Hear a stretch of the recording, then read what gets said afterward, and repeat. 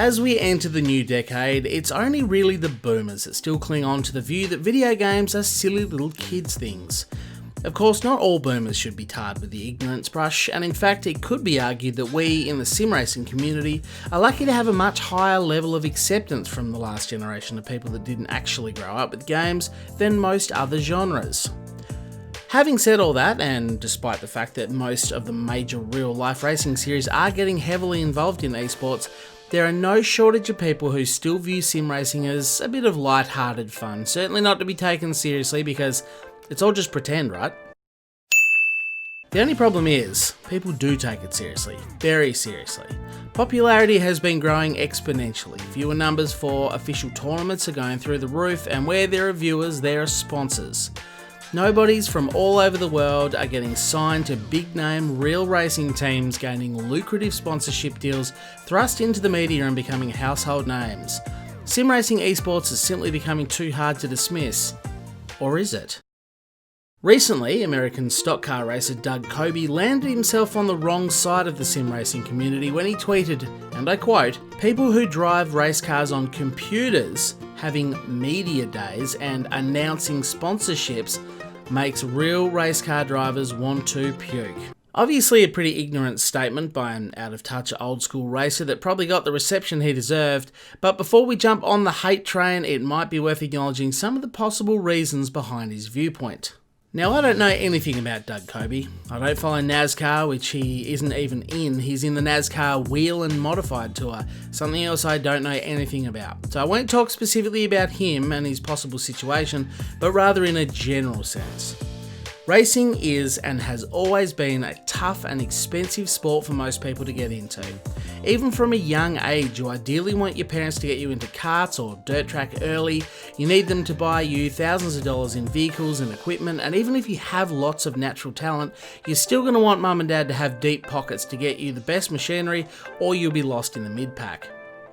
Approaching adulthood and assuming your parents aren't the strolls, you'll probably work your butt off to earn, beg, borrow and steal what is needed to compete in whatever local series you can get into.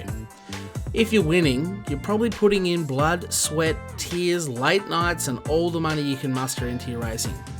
You soon have to learn to become mechanic by night, marketing and sales rep by day to get the sponsorship deals you'll need to go racing in the bigger championships, where again, you'll need the best and most expensive kit if you want to get noticed by talent scouts and even have a hope and possibility of getting invited in to race someone else's car in a race team, which you'll probably have to pay for. Now, if this does happen to you, nobody outside of a few racing series is going to know who you are. You don't have media days and sponsorship announcements. The closest you're going to come is putting on a sausage sizzle yourself and inviting your team boss, family, sponsors to thank everyone for getting you this far. Now, I know this is a pretty generic and assumptive generalisation, but the point I'm trying to make is that reaching any top-level racing series, especially one where you have tons of fans and earn a decent living, is tough. It's bloody expensive, requires unfailing effort and tenacity, and the sad reality is, for the vast majority of people out there, it's totally unobtainable. Enter sim racing, and we'll look at it through our friend Doug's eyes. Cost of entry is a PlayStation, the internet, and a $60 game. Suddenly, some 17-year-old emerges from his or her bedroom at their parents' house, gets flown around the world to participate in tournaments, and next thing they're doing press conferences in front of a heap of fans announcing which well-known race team has signed them and what sponsorship they've received. What a joke. What the hell do they do to earn this? This is just some bullshit fad about pretend race cars, and everyone pretending like this is a big deal. It's all cute and everything, but it's pretty pathetic, and people need to chill and remember who the real race car drivers are. I get it. I understand. You've sacrificed everything and worked your ass off for years. Then some little punk shows up from nowhere and everyone acts like it's some big deal. I get it. I do. It's jealousy.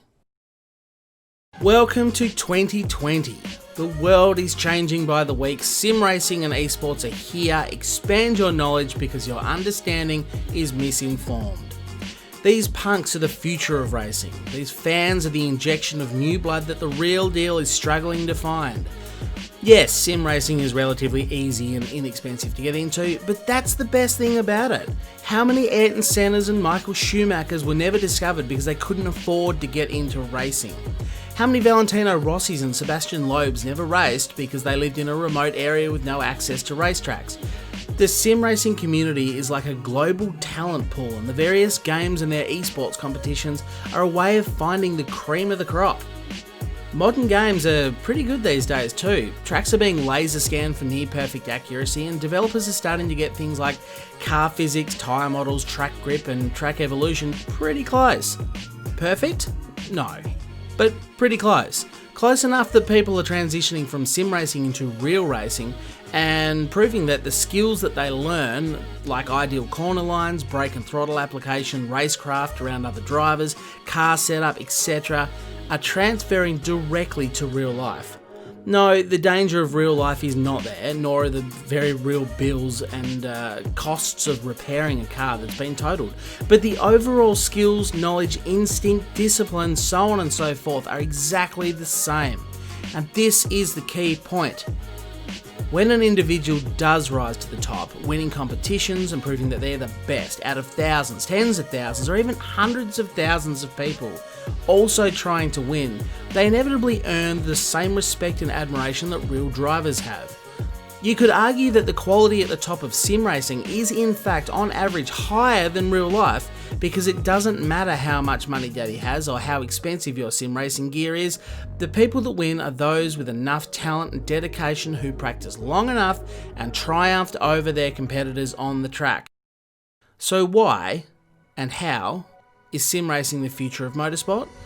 I can only speculate, of course, but what we know is that getting into top level motorsport the old fashioned way is just as tough and expensive as it's ever been.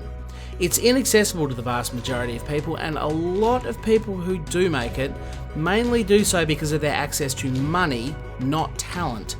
A lot of racing leagues are struggling to attract more fans, and when drivers arrive, they're often totally unknown, bringing almost no fans.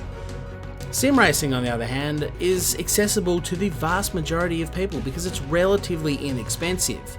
Modern games are closing the realism gap all the time, and their own esports contests identify the best racers in the whole world. Events are easily streamed, viewer numbers are ever increasing because the racing is relatable. Most of the viewers are doing exactly the same thing at home, just at a lower level.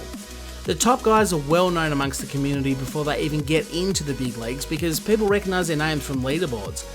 Views bring sponsors, sponsors advertise their drivers, talent brings high profile team signings, and drivers become famous. And all this leads to people who drive cars on computers doing media days. But Doug shouldn't be puking over his jealousy for someone else's success.